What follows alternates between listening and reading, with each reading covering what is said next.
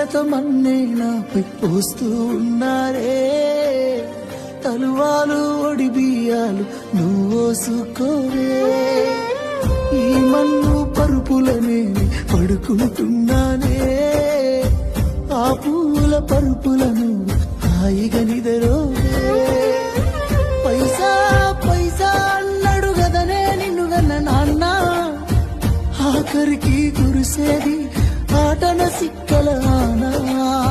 పరుగు పరుగు అంటూ తీస్తిరిగదనే పరుగు, పానం పోయినంక మోగేదే డప్పుల దరువు.